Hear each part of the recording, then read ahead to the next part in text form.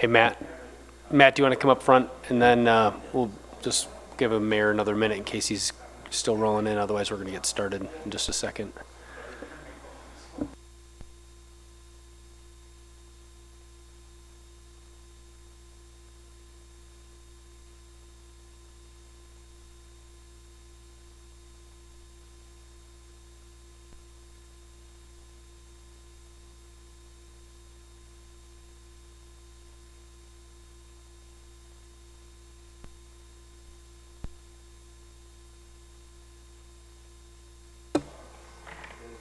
Do I get to bang the gavel?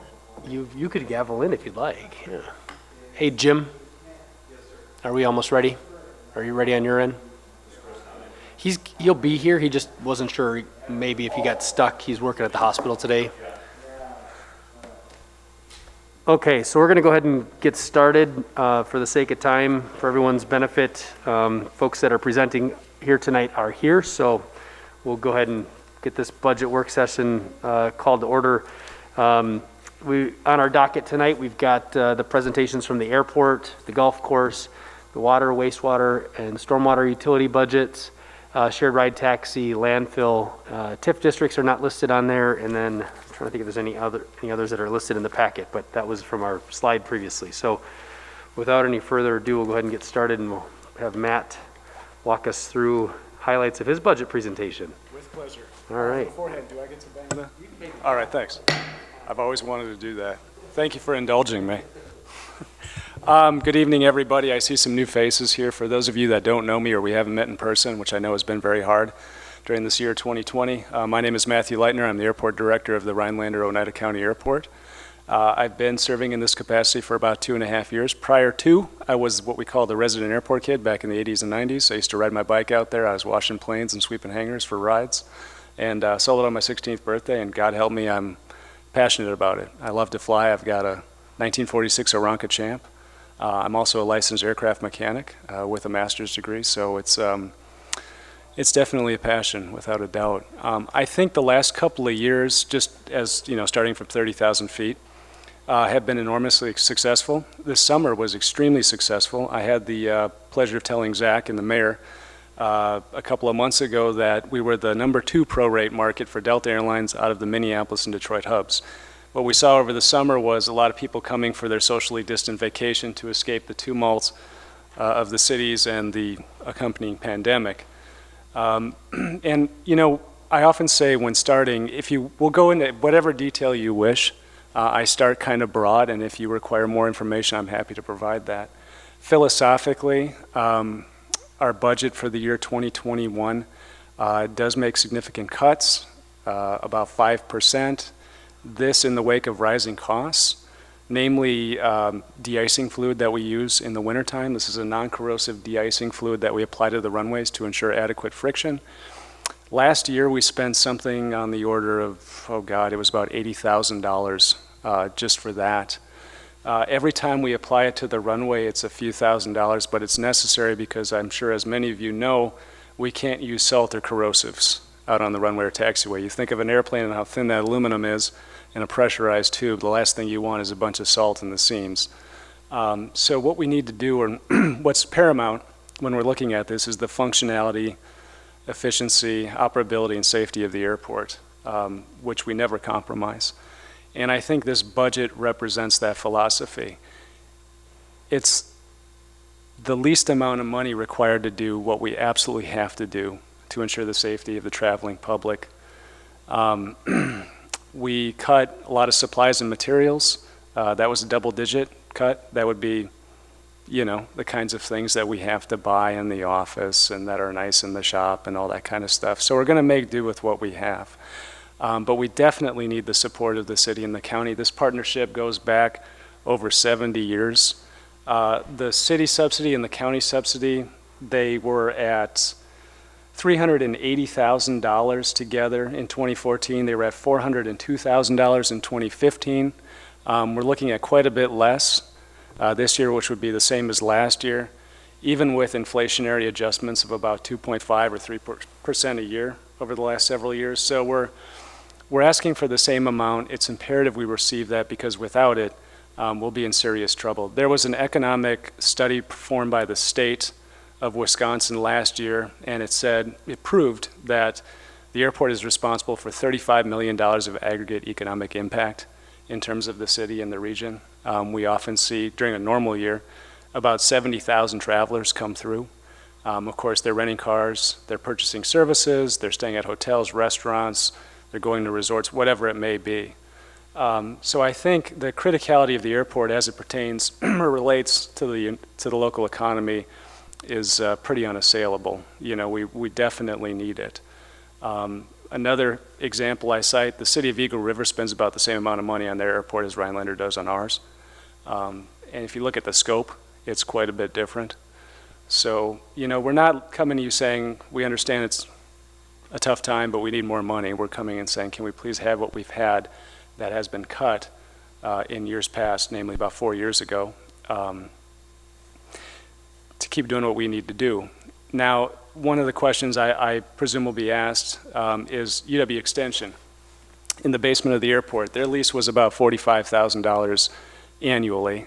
They have left. I just finished negotiating the contract with Delta Airlines for the next 3 years. They have agreed to make up that difference, and we'll continue trying to find somebody to go down there. But if we don't, Delta Airlines will be picking up that tab, so to speak. So really what we're doing is we're saying, all right, users and operators, we're going to start looking at you for the money we need to operate the airport and assuage the budgetary pressure from the city and the county. So that's, again, the philosophy, kind of what we're looking to do in the years to come, because more passengers are flying out of Rhinelander. We are getting more flights. Demand has skyrocketed. So we're taking full advantage of that in order to help the citizens of our county and city.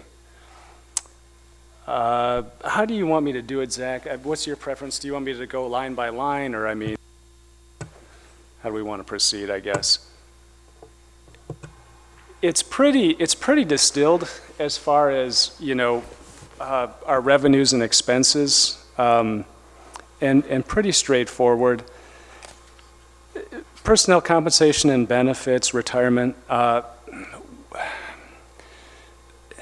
that's something I would really like to work on. If you look at the 8 commercial service airports in the region, we are, I'm afraid to say, about the lowest. When you look at our operations personnel at the airport, we have 5 full-time staff. There's me and then my assistant, Sherry, who's also full-time, and she's been with the airport for 33 years. They are mechanics, heavy equipment operators, firefighters, carpenters, electricians. They have to do everything. Often when I bring people out to the airport for a tour, they're always surprised at just how much it entails. You know, we have heavy equipment we're operating and maintaining and repairing. We have lights that we have to fix.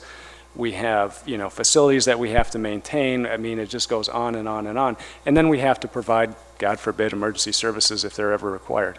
So their credentials are very vast. They are very specialized people.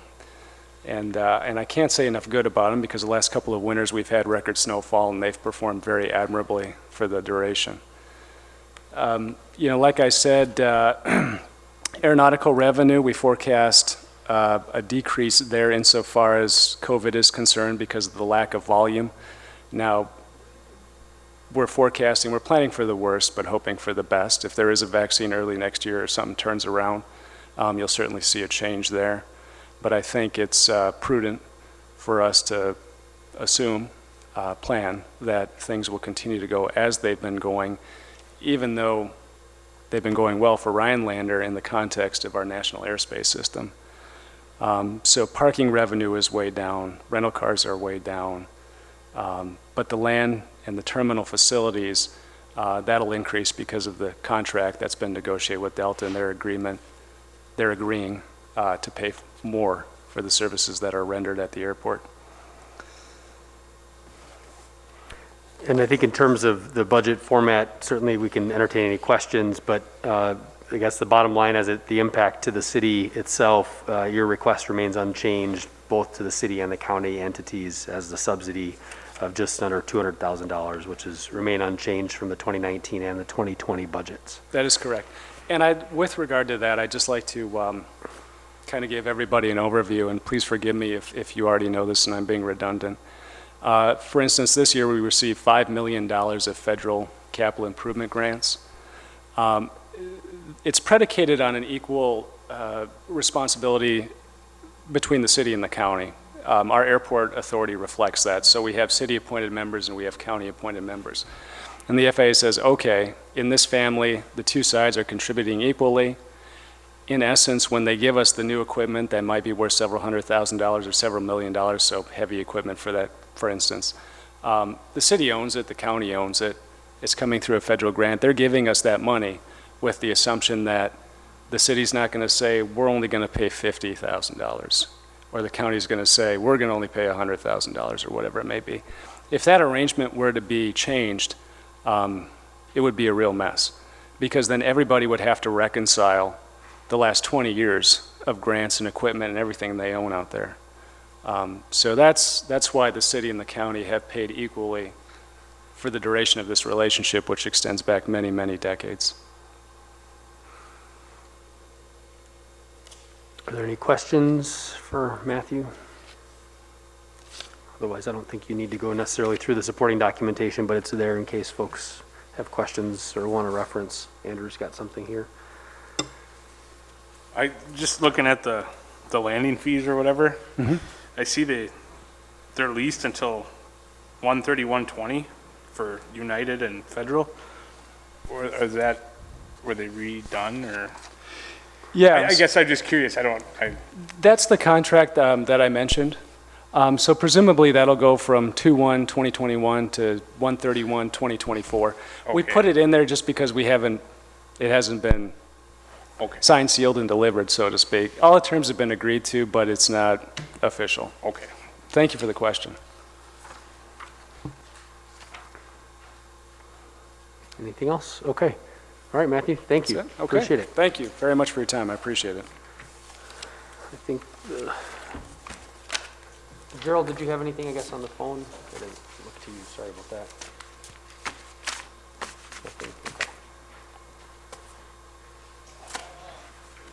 Okay, you're there. All right, great. No questions, though, for Matthew. Okay, thanks. Thank you. All right. Kyle, do you want to come on up and give the presentation on the golf course?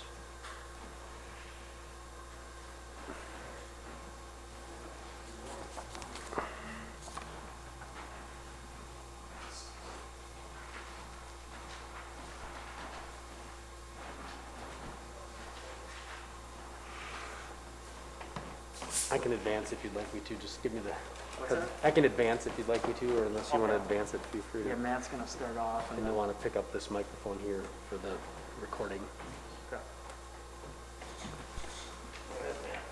Matt's got the chair first. Any protocol, Zach? Nope, just it's on and ready to roll for you, and then when we get to the slides, let me know. Okay. Well, thanks for having us. Glad to be here.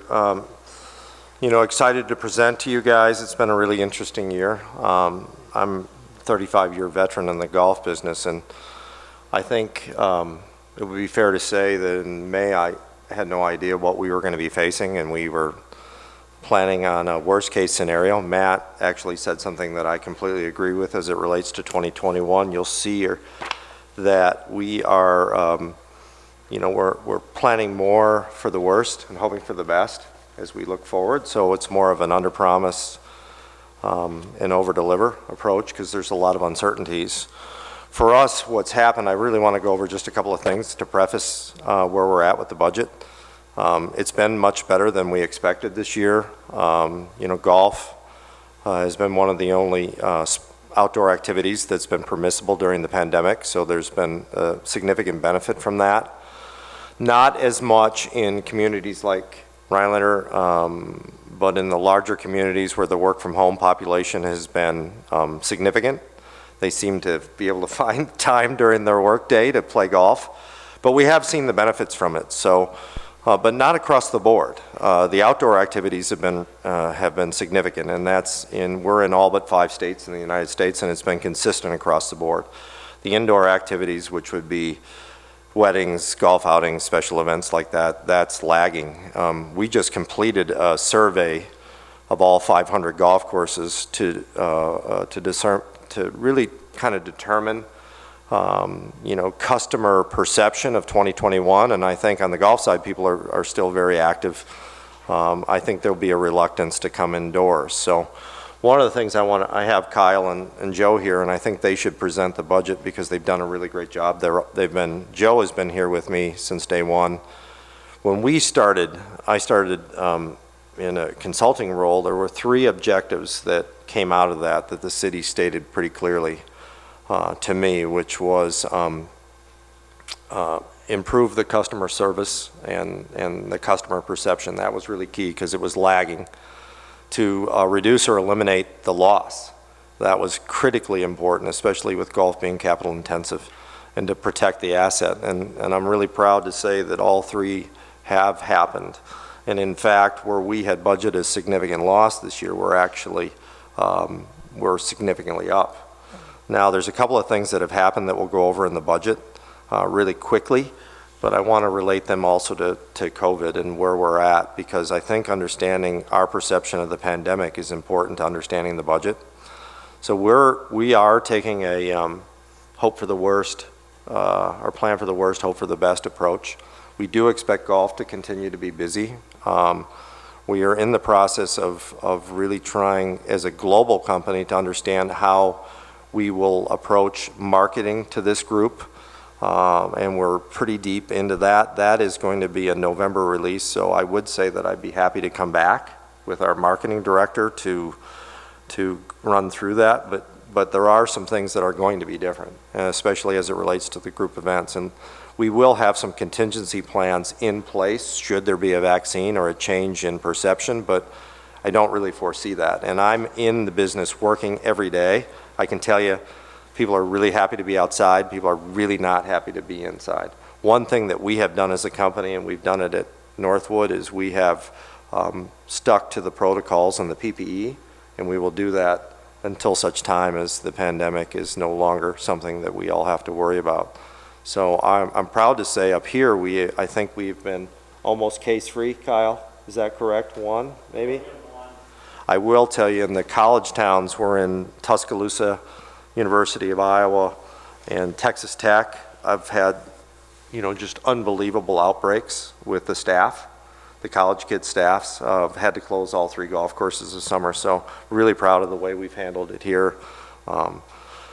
So with that being said, golf is going to continue to be busy. You'll see that. The restaurant has been the biggest change, or the upstairs for us. Now this, again, we're using data from across 500 properties, but we've really learned that, and I think this is, I was talking to Val downstairs about this, that's why I was a little late. I don't get to see Val as much as I'd like to. But we really have to look at the local market and then the consumer preferences. So here, there is quite a bit available, and the tourists either eat it, or the summer residents will either grill at home or go to something like an Al Gen or something bigger. So we have through a couple of years of learning, modified the operations to really serve the local community, which is the golfer and then the special events. Obviously the special events are off, but we do have a wedding this weekend. And so we're able to operate that facility, especially the upstairs, at less revenue, but profitable. So one of the most incredible things that's happened, and this is just the team's effort, is we're down revenue-wise from last year. We knew that because we were changing the operation, and this is the first time that facility upstairs has been profitable, and significantly profitable. So that's a real benefit to 2 things. One, to the city, because that is a great asset, but it has to be run right, cannot be a burden.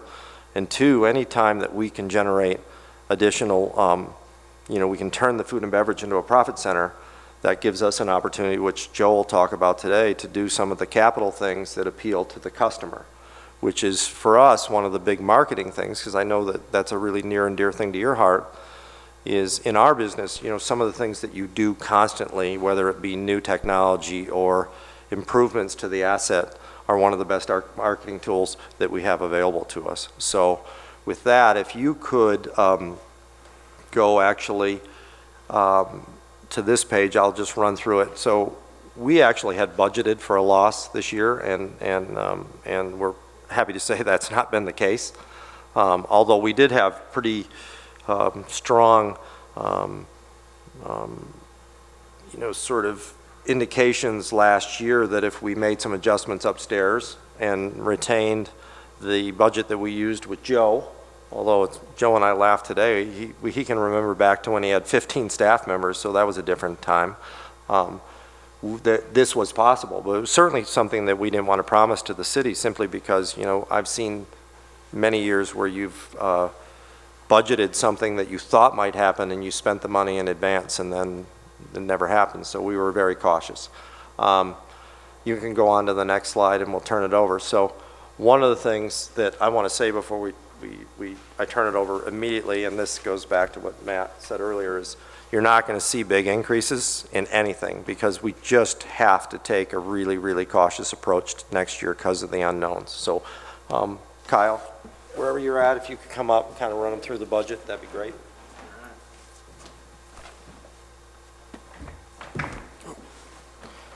All right, so for the 2021 budget, we're going to keep the F&B department conservative, much like how we did this year.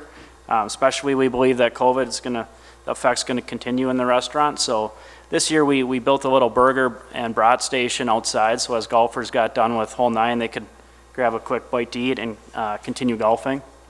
So we're going to utilize that again and grill outside more. The golf fees, our daily rates and memberships, we're going to keep the same. After we did the competitive analysis, we feel our golf rates are very attractive for everyone. So we're going to keep that and keep our Golf Now tee time exposure going. People are able to book tee times right online, and that was very attractive too. And then we're going to continue controlling the expenses, controlling labor. And one thing we're going to add this year is we budgeted $20,000 to spend in capital expenses for the clubhouse. We want to do some bathroom remodeling. The bathrooms there they're from the beginning, so we want to look at an upgrade there and a few things on the golf course. Oh yeah.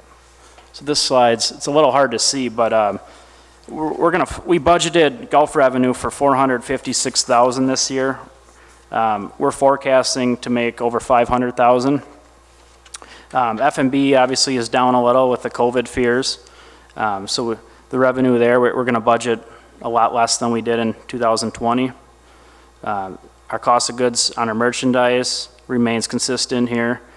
And then food and beverage, we finally got our cost of goods sold in check with the food and beverage side. So one thing on payroll, we budgeted $374,000 in 2020. We're forecasting to only spend $290,000 this year. So that was adjusted due to COVID business changes. And then overall, on expenses, we budgeted $233,000 in 2020. We're going to keep that right around $220,000 for 2021. So right now our NOI, we're about $114,000 in the green right now. So we're thinking of possibly do the bathrooms right now with your permission to get that done. So we're projecting, I would say right now we're going to finish the year through December about $80,000 ahead. And then here's kind of a food and beverage breakdown, kind of the less is more mentality we're focusing on. So for the last 2 years, we were actually losing money in food and beverage, and we're forecasting to make $34,000 this year. So you can see our revenue wasn't as much, but with controlling cost of goods sold, payroll, and expenses, that's how we were able to get that finally making money. So we're going to keep that same less is more next year and continue with the basic burger, wraps, and outside for the golfers available. So that's kind of our plan for next year for the whipsaw, and for the golf revenues we're keeping pretty similar to 2020. All right, Joe.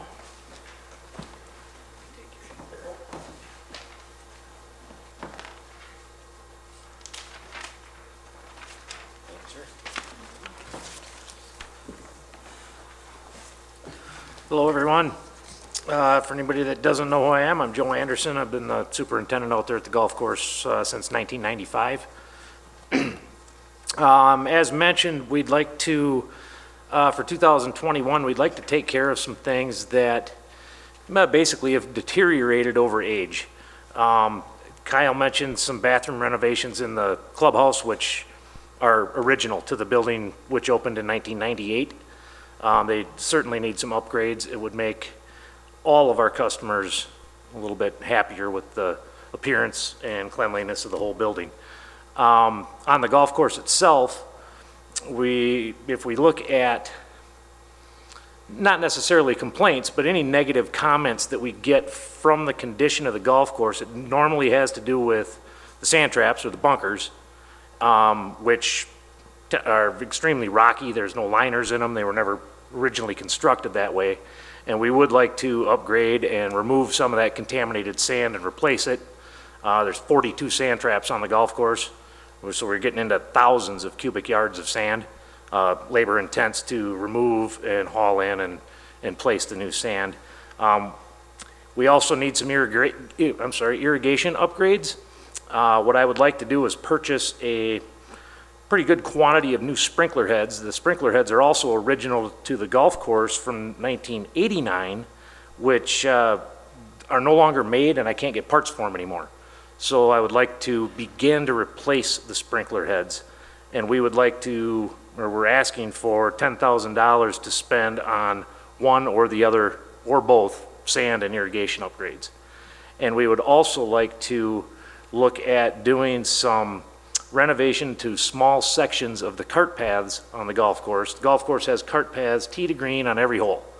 So in the low conditions or wet conditions we have out there on a day like today, we have the ability to require our players to stay on the cart paths rather than stopping the use of carts altogether and losing that revenue.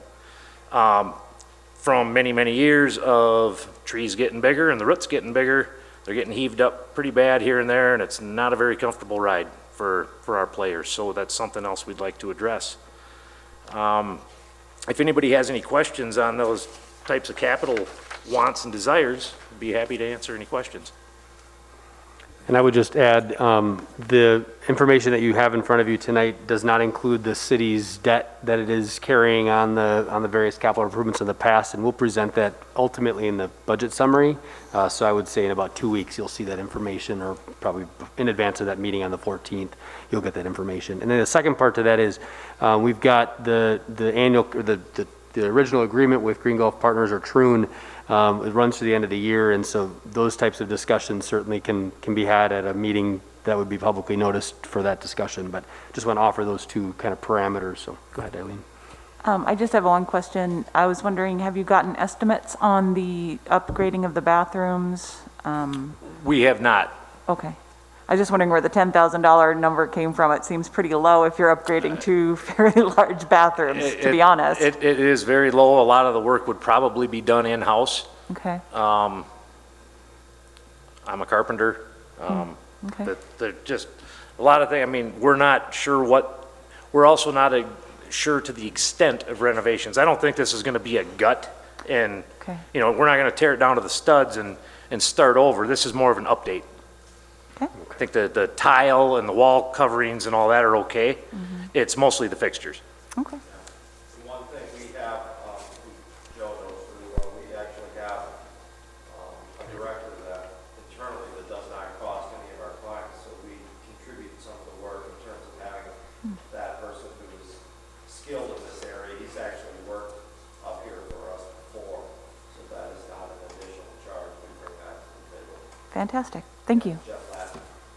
Just have to take a fishing once when he's here. Other questions for these guys on the golf course? All right, thank you. Thank you. Next in our order of operations here tonight is the water utility.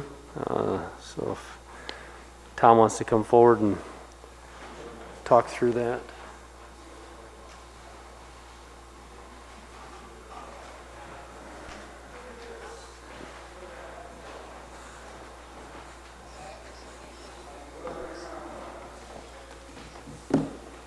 Yeah, let me just do this here. I thought it was sharing. I apologize. I can just click over here.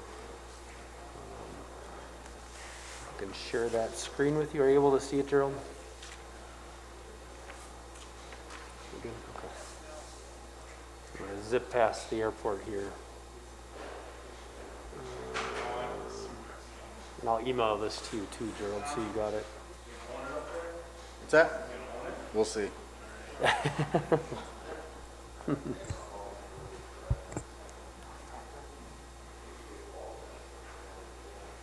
right.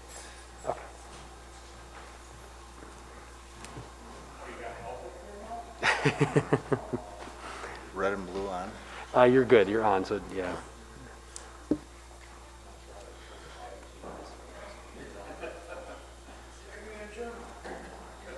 I think you, if you want to talk, you've got to be red. Yeah. Ready? Yep.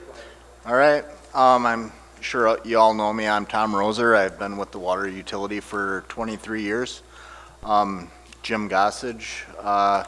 Our budgets, water, wastewater, they're so intertwined, we decided we're going to tag team it. And he's technically, you know, the water treatment. Jim does all that. And I do the maintenance of the sanitary and the water system, the distribution and collections. So any questions on well houses or whatever, Jim's going to help us out with. For the most part, if you look at our budget for this year, I mean, the projections are we're coming in under. Typically, that won't be the case. Due to when Jim's short-staffed at the waste treatment plant, we're short-staffed at the water utility because we have guys, you know, helping out in both areas. So some of our maintenance items didn't get handled this year. We're actually trying to catch up on those now.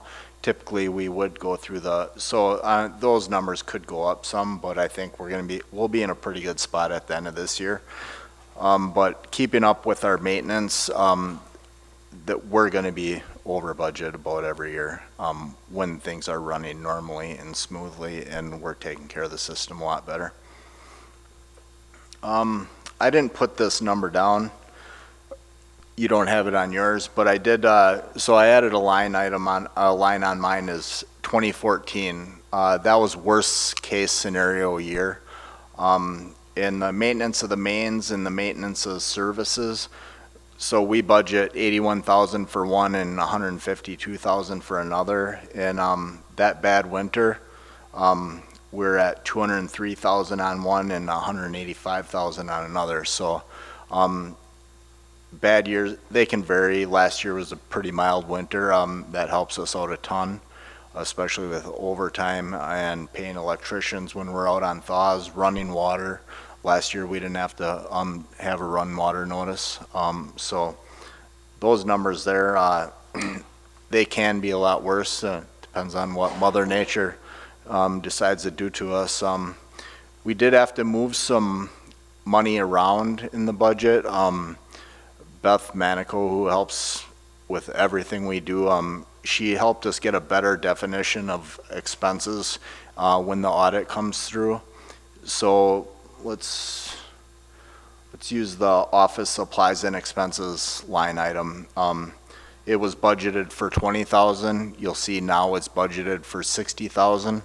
That's pretty much just moving money around as the auditors tell us where we should be coding invoices, things like that.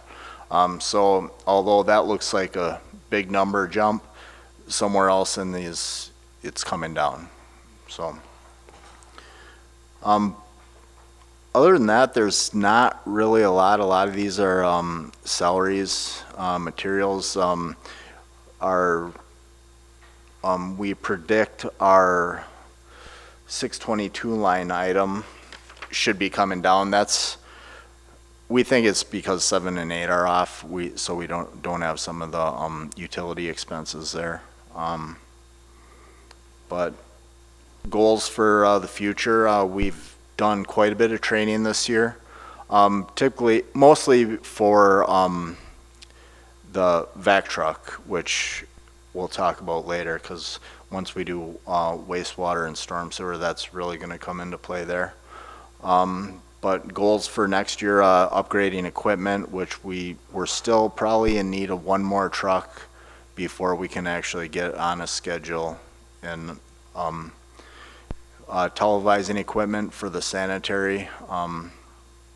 Probably getting ahead of myself, but that's going to be a expenditure that we're going to have to get into, and so we can take proper care of our system.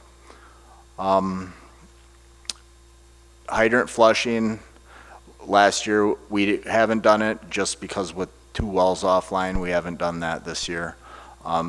We're hoping that'll be back. Jim said he thinks we've got the capacity to do some minor flushing and get some of the system flushed. So we're going to try and get that in twice next year, which we were doing once a year. Now we're going to start doing it twice a year, once in the spring and fall. And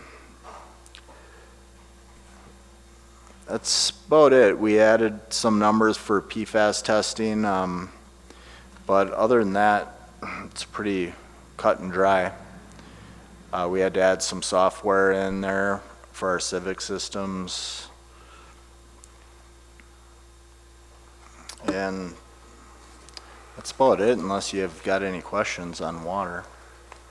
I guess this is a point of information on these. You will see at the bottom, the income/loss item, we are budgeting for a $210,000 loss next year.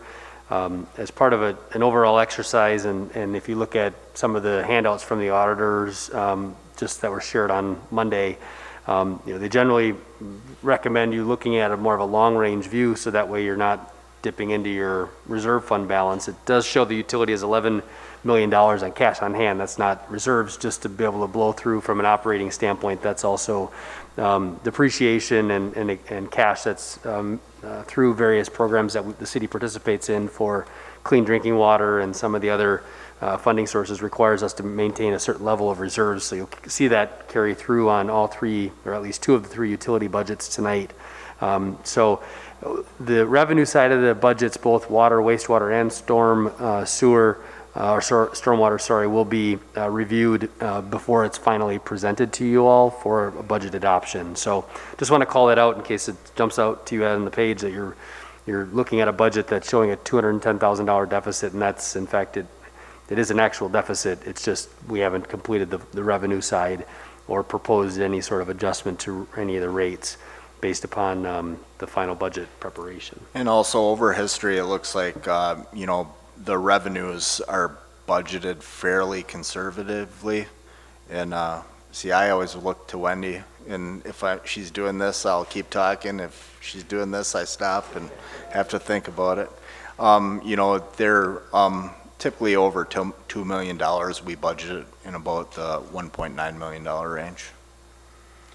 Tom? So, and this could probably go for Jim too. You say that, and I know this from our conversation when I took the tour of the wastewater treatment plant, that you guys kind of share employees across the board. Do you have in your budget to hire more people? Is that even an option at this point? We are hiring one more because one of my employees went over to the wastewater treatment plant, and so we're one man down now, and we scheduled phone interviews for tomorrow morning, so we're still working on replacing one man in our department. How short are you in each department? At wastewater, we're back to full staff. You're back to full staff? We are. That's good, and you're down one. I'm down one. But Yep. you're getting that taken care of? Yep. And within the budget and all that? Yep. Okay, cool, thanks. And at that, we're not sure yet. We may have an employee retiring at the end of this year, so we may have another vacancy at some point, but we'll take that when it comes. Andrew? I just kind of a question here. When you guys have a water line break, like on, say, Phillip Street there, when you guys have to do that, where does that come from? I mean, like when you have Maintenance of mains, 651. Okay. That's all it was. Thank you. That, so 2014, that was a $203,000. That's frozen and split mains, things like that. So that's why those numbers can vary. We've had an excellent year with water breaks, so we're doing pretty good this year with that. And now that Andrew mentioned that, where are we at with the sewer clogs, the clogging of, yeah, because I remember last year there was a couple of instances where things got kind of clogged up and we had to take care of those. I don't want to talk about that. We haven't had a sewer backup in a month and a half. Oh, and fantastic. I'll probably get home You don't want to tonight. jinx it now, yeah. I get it. So, but that's typical. I mean, that's. Is that come out of the same thing as the No, that's line breaks, or is? No, that's wastewater. That's wastewater? Yeah. Okay. That would be maintenance of collection system. Okay. But everything's going smooth right now, so we're pretty fortunate. And I guess before we transition to wastewater, since it's probably a good segue, you'll notice, as we talk about the deficits or surpluses in the utilities, for those that aren't aware, these budgets don't receive a subsidy or any sort of transfer from the general fund property tax levy. They're solely sustainable based upon the revenues that are generated from the performing of that service or the sale of water in this case. So if there's no other questions, we can move into wastewater. You want to stay there or you want to move here? I'll stay here. So for those of you that don't know, I'm Jim Gossage with the wastewater utility. I'd like to start off with discussing just two of the budget lines. The first one is maintenance of wastewater treatment plant equipment ending in 8/33. Expecting to be over on that this year. We may already be over on the projection. The reason for that is we're not a new plant out there anymore. So we're coming up on 10 years of operation. When the plant was started up, there was a lot of spare parts included with the equipment when it was new. As we've gone through the years, we've depleted that spare parts supply. So now instead of going on the shelf and pulling apart, now we actually have to order the part from the manufacturer. So we've had an increase in that budget line this year because instead of going to the shelf and grabbing something, we actually have to order it. And right off the bat this year, we needed to rebuild 2 sludge pumps, and the parts for those 2 pumps were $10,000. So that was a quarter of that budget right off the bat this year. We also, mid-year, had a variable frequency drive for our belt press burnout. Just that replacement was $5,000. So these items can add up pretty quick. So that's why you'll see an increase in what we're requesting for that line for '21. And Tom had mentioned about how we have allocated invoices to different budget lines. So the office supplies and expenses, first glance at that, you might think paper, pencils, copier maintenance, that kind of thing. That line encompasses lab supplies, lab equipment, lab shipping for samples that we don't do in-house. So again, that's a little higher this year than what it had been last year for those reasons. Looking forward to 2021, as far as major projects go, we need to do a digester cleaning project that needs to go out for bids. Tentatively, that's expected to run about $50,000. As we're doing that maintenance project, we're going to take down our process boiler as well and do the maintenance on the boiler. So between the digester cleaning and the boiler maintenance, the initial estimate is about $55,000 for that project. That project's long overdue and needs to get done.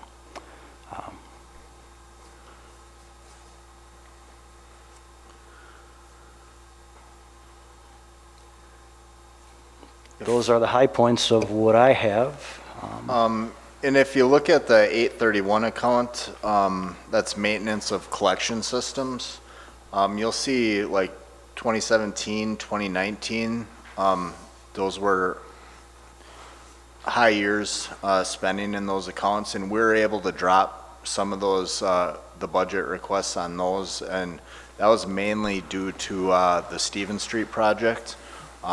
Those 2 years, we had major sewer collapses on those streets, which you probably saw. You know, it had old concrete pipe in the ground, and now with all the new plastic, we don't anticipate having to request quite as much due to those upgrades in the system.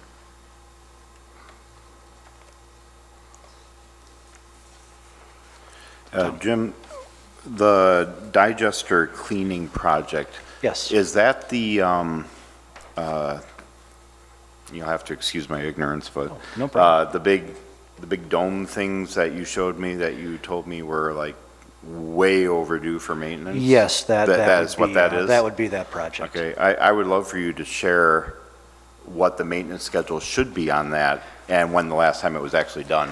The engineer recommends every 3 to 5 years. Once we get in there and see how much material is in there, we'll have a little better handle on how often we need to do it. And it's also a major treatment plant upset doing that. Right. So it's all new ground. That hasn't been done yet since the plant's been started up. Right, So and how we're long, not- how long was that? How long will it take? No, how long has it About been 10 since? years. Yeah, coming up on 10 years now. And it should be done every 3 to 4? Every 3 to 5. Yeah. That's, I think, I agree with you, it's well overdue. And I just wanted to reiterate your office supplies. Yes. The lab equipment and stuff, I think that's extremely important because that lady does a lot of important work in that lab at the She water certainly treatment does. plant. She is a very important piece of our operation Right. out there. She was extremely impressive when she showed me around the lab, and as many supplies as she can get is only going to benefit the city, honestly, especially with all the wastewater and contamination and all that. So, but thank you for explaining the digester cleaning, because I remember when we were on that tour, you know, how much you reiterated how important it was to get that done. So, thank you. It's a big concern of mine to get that done and behind us. And one thing Jim and I have been talking about is getting that camera equipment for the sewer cleaning program. And that'll be a big deal where we can go clean a sewer, televise it, and head off problems, you know, rather repairing problems before they're backed up in your basement. And as you're televising those lines, it's also recorded on a CD or digitally some way. So you have that to reference, and you can compare that footage a couple years down the road and see how much more that pipe has or has not deteriorated. So it's really a critical tool in collection system maintenance. So you mean being proactive as yeah. opposed to being reactive? Yeah, and Jim comes from a system with a very elaborate cleaning program, and he's got a lot of connections, so we're gonna take advantage of that and try and get some training. I think that's great. Thank you, guys. And mechanically, how we're funding the reference a couple pieces of equipment, because all the utilities receive and all the staff are sort of a shared labor pool, there's some formulas on the back end. I won't bore you with the details, but essentially the way we're funding some of the camera equipment, it's about a $100,000 piece of equipment is what we're proposing. Of course, we don't have full-on estimates yet, but we're funding it 25% from the stormwater utility, and then the balance between the other water and wastewater, since there's a shared responsibility. So that'll be an important piece of equipment. And then there's also potentially replacing a large crane or a crane truck that does some lifting of pumps and various equipment at the wastewater plant and in the collection system. And that's also anticipated to be replaced out of the reserves from the depreciation, because it's currently a piece of equipment that's in the fleet, but it's ready for replacement. So Yeah, we're looking to replace that within the next 2 to 3 years. We put some money into the engine a couple years ago. We just don't want to have to stick much more money into that piece of equipment because we probably won't get it back out. Any other questions for water or wastewater before we roll into stormwater?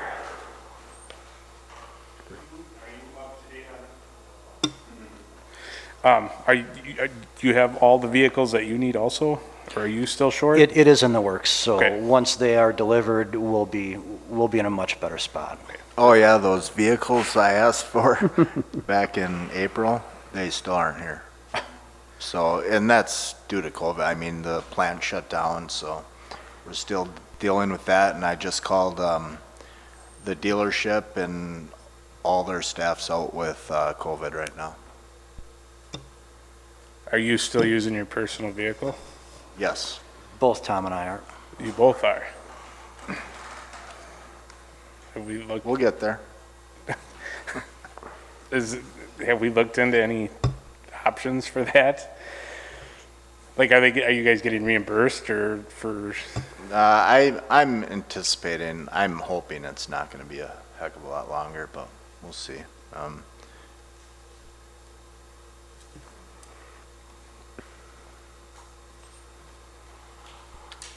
All right.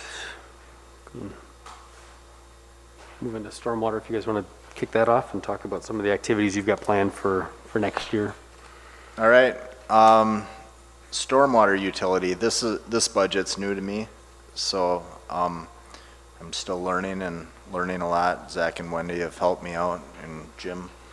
But it's similar to the maintenance of the sanitary sewers. So, but a few of the items, it looks like we're on pace to be under budget this year. Much like the other utilities, that's probably not going to be the case once we do get our maintenance program going. I had some of the guys from street department come in on the vac truck training too, so a lot more maintenance has to happen with our storm sewers this year. So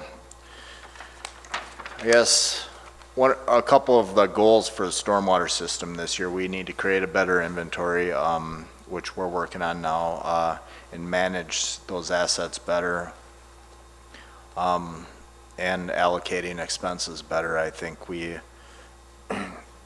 could maybe budgeting or coding some invoices to areas other than the stormwater utility, and we really need to get that in line. So, but not much has really changed in there in the stormwater, except once we do get coding and allocating these items better, that number is not gonna look as healthy next year due to the fact that we are gonna put a lot more time into our stormwater system. And the camera equipment that Tom mentioned earlier can be used in both wastewater collection system and stormwater collection system as well. On a fiscal note for this budget, while it shows a fund balance projection of a positive 1.7 million, the reality is actually quite different. It's just a unique way of government accounting. There's about $1 million, if I'm not mistaken, I'll just say that as a round number, that will need to be recaptured over time that currently the other utilities are carrying in lieu of that expense. So as we present the budget in a final form or in a summary form, you will see a proposed rate adjustment to the stormwater utility rates to further put that budget and certainly to capture the additional expenditures that the gentleman talked about tonight, which is expected to be about $63,000 shortfall, but then put us on a path hopefully to more sustainability, to paying back some of the debt that's attributed to both water and wastewater. And I'm not sure if it's just one, I can't remember exactly if it's just the stormwater utility or if it's the water utility that's covering the debt, but nonetheless to be able to repay some of that obligation over time. It's one that the auditors also have looked at and pointed to, asking us to put together a plan to remedying that shortfall. Any stormwater questions? Great. Thank you, guys. Thank you. Thank you. All right, keep rolling into our other budgets here. I'll have Wendy come forward just because there's a couple of details that I'd like her to speak to. The city operates a shared ride taxi service in coordination with a private provider. You may recall that we asked council or brought that before council to get bids per state and federal requirements for procurement purposes. So we still have to prepare a budget though for next year, even though the deadline for proposals is the 9th of October. Yes. So coming around the corner here. So you'll be seeing more information on that as that procurement selection occurs, but from a budgetary standpoint, this is certainly one that we want to cover as it relates to putting together the budget for next year. So Wendy, maybe you can speak to the revenue and expense side, not that it's all that different than the way that we've presented it before, but just to highlight. Okay, so on the shared ride taxi service, it's funded with grant money, and the objective is to run this program at a 0 local share contribution. The method that it follows is, in the fall, I just got notification that the application for the grant for 2021 is available, so I started filling that out. Because we're in the RFP process, we don't have the concrete numbers of what the hourly rate is that we're going to be paying the new contractor or the existing one if they're selected again. That'll be negotiated, and we're not really sure who that contractor is going to be. So there is a little bit of unknown for right now that will firm up by the end of the year, because we will have to have a contract signed before December 31st so that we can get the funding starting with January 1st of 2021. But basically what happens is each year in the fall, we get an estimate.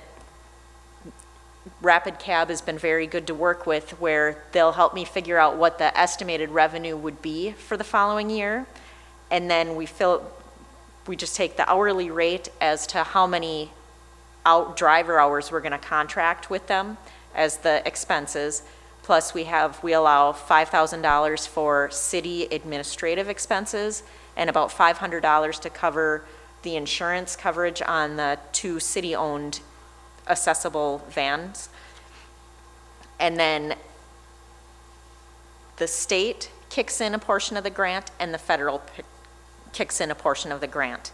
We found out with the COVID-19 that through the CARES Act, the federal government is going to make us whole, because if we overestimate our revenues, if the actual revenues that come in is less than what we estimated, then we could have a local share that we have to make up. If our expenses are more than what we had anticipated at the time of the application, we could have a local share that we would have to make up. Right now, we had estimated a level of revenues, but with COVID, our revenues are low. So we're guaranteed there's going to be in this equation a local share, but the federal government is going to make us whole for that. So if you look at the projected, we'll be fine. There won't be a local share for 2020. Then looking into 2021, with the notification of the new application, they're going to continue that thought process for 2021. There should not be a local share for 2021. And if the shared ride program throughout the state, if they use up all the federal amount, the state itself, the DOT, is setting money aside to help with the coverage of the local share. The other thing I wanted to point out was we also request grant money for purchasing the accessible vans. We have 2 accessible vans. One is a 2012, which has 208,000 miles on it. The last time we got a new van was 2015, and right now I think that has 130,000 miles on it. And there's some mechanical issues with the newer one, with the transmission having to be replaced a second time, which we've had feedback. It just happens to be the type of vehicle that we got has a repetitive problem with that. So in this budget, it is also the request to purchase another van in 2021. We probably should have done that last year, but our contractor wanted to hold off until 2021 without knowing if they were going to get the RFP, if they were going to be selected or not. Does anybody have any questions? Do those folks get any training by chance? Just- Yes, it's not something that the city manages. Rapid Cab Company manages the training of their drivers. The Wisconsin DOT does provide training opportunities for them. They will send me information on training opportunities, and then I pass that along to Rapid Cab. Okay, thank you. And then with this, with the pandemic, the Wisconsin DOT has been very good about sending a lot of information of what the protocol should be, and that's getting passed to Rapid Cab, and then they manage that with all the safety aspects of it. What are the typical benefits of having this for the city? Well, you could not have a shared ride taxi program, right? And so it'd be left to the local market to determine if there would be a demand and, business case basically for somebody to provide that service to the community. Mass transit or the shared ride taxi programs are very common. I mean, I don't know the number off the top of my head of jurisdictions or cities that have them around the state or villages, but it's pretty common. That's why the state and federal incentivized by picking up a large portion of the cost. But I think in a smaller community is pure transportation. And I don't know, Carrie can maybe speak to it from a human services perspective, but a lot of these folks, the way the mechanics of the program work, we made some conscious decisions about who we provide service to, right? How far do we go outside of our city boundaries? But bearing in mind, and that's where the local share piece that Wendy has stressed a couple of times is, as we put that RFP together, we wanted to make sure that the Rhinelander taxpayers weren't necessarily subsidizing that service. It's common that there is a subsidy, and where I came from, we subsidized it, but it's a tough thing to get out of once you're already providing the subsidy. So I would think it's purely a transportation opportunity. Now, one might argue here with Oneida and Vilas providing a transit service too, but there will be invariably gaps within that, especially because there's probably not really any Uber or Lyft activity locally here or any substantial consistent service that's being provided. We do provide a 24-hour service right now. Not every municipality does that either. They only do maybe a third shift and then they pick up some of the evening crowd. But we provide a pretty robust service here, I would say, to residents, or to anybody, I should say, not just residents. And the reason I'm asking is because I'm not familiar with the share ride program at all. So maybe you can. Well, I was just going to say that the transit is not a 24/7 where the taxi service is. And so, and then also as elders become where they're unable to drive any longer, this is primarily their source of transportation to get to appointments and stores and do their grocery shopping and all of that. So it really is beneficial for the city to have this service. Yeah, especially in a retirement kind of setting. Absolutely. So, yeah, okay. Yeah, I was just curious because I don't know much about it, so thank you. It's a great question. And do we provide 2 accessible vans? There's one scheduled, and I just looked at it. I think it's from 8 a.m. until 6 p.m. every day of the week. And we have 2 for a backup. So for folks that are wheelchair bound or have mobility issues, certainly that's a high need population that the service is providing service to. Anything else on shared ride taxi? Otherwise, the net gain there is that there isn't really going to be we're projecting not a taxpayer subsidy of that service next year. Next one is landfill remediation. Annually, the city prepares a budget for the city's landfill, which many of you may be aware. We've got it's a split ownership between 4 entities, the city being one of them, for incurring the cost of the landfill. This is the city's portion. Right. This budget right here it's not the combined landfill trust group. It's just the city's portion. And then, Wendy, the fund balance then, is that just the city's fund balance that's reserved for the city portion, or is Yes. that the trust fund Yep, balance? the trust has a separate bank account that has nothing to do with these numbers here. This is just city-owned money. And we're just basically spending it down over time. I believe that it was like a settlement, and we have it in our bank account. And each year, the GHD Services is who we're using this year, so I don't know if you'd call them the geologists or the engineers or what. but- Environmental engineer, yeah. environmental engineers, but they will provide an estimated expense for the future year, and then they have the breakdown of what percentage is our share and what percentages are the three other parties. And then I just budget for what our share is, and it's just basically going to spend down this fund balance.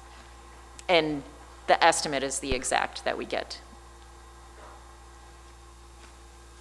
Questions on that? I do know that Steve is looking at, or Attorney Sorensen is looking at aspects to the remediation expenses, what constitutes that line item. He's asked for some of the agreements, and, so I think that's an item that may come before the council at some point, but nothing to report on that at this point.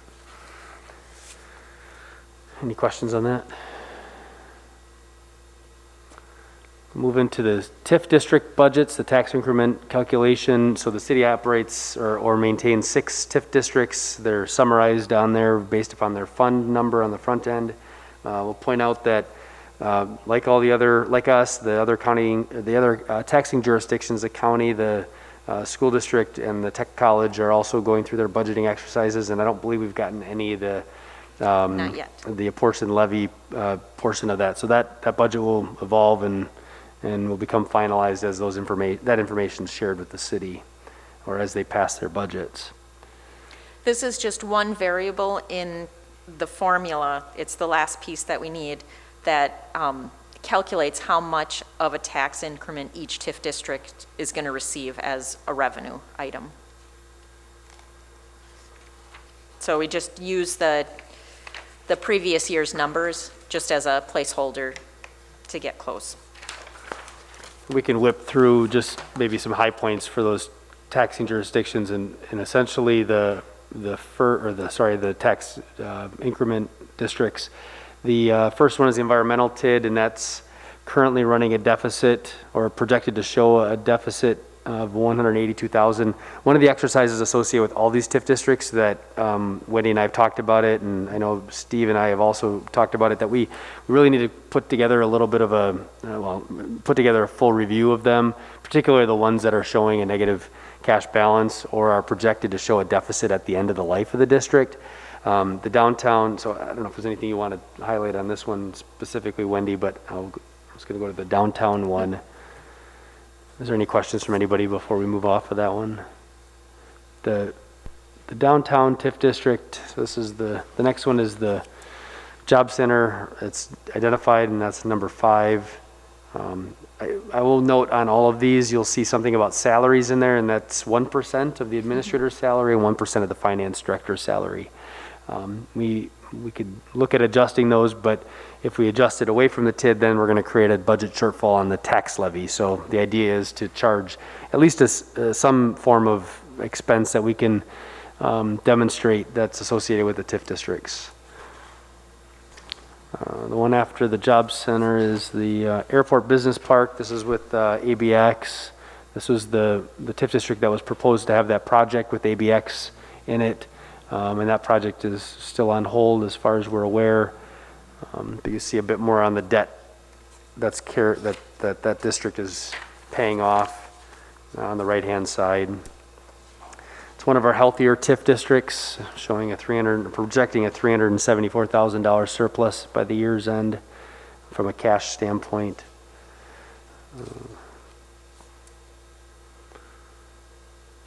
And then the downtown TIF district.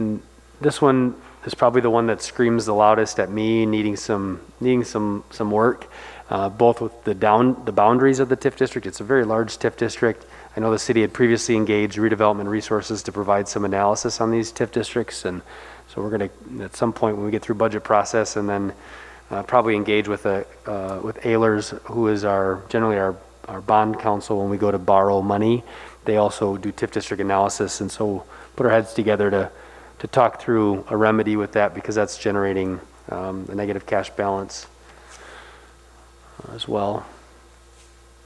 And then the last one, I think, would be, nope, there's two more.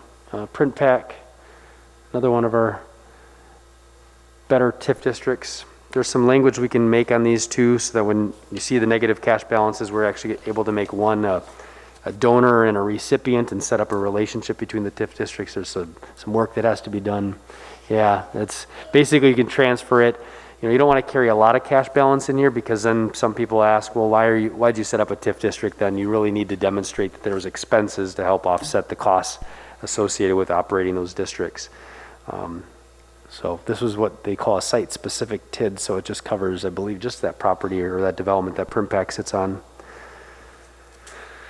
One of the things you can do is, and maybe that's where you're going, Carrie, is affordable housing. You can actually use some of the TIF districts. That's one of the carve-outs, is to pay for affordable housing efforts. But we have to go through the mechanics to set that up. And the Toyota TIF district is the last one. Again, showing a nice cash balance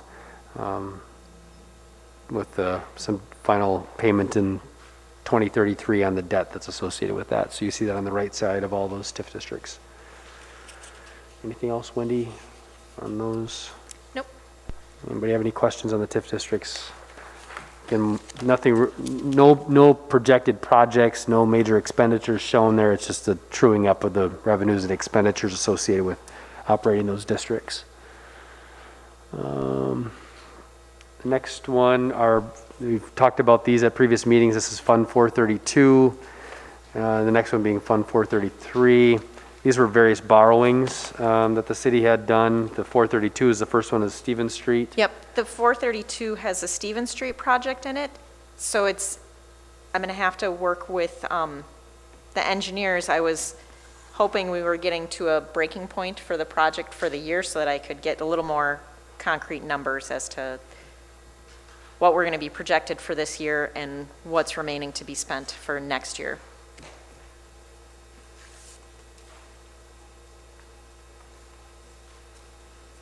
The 433, there's really no activity in there.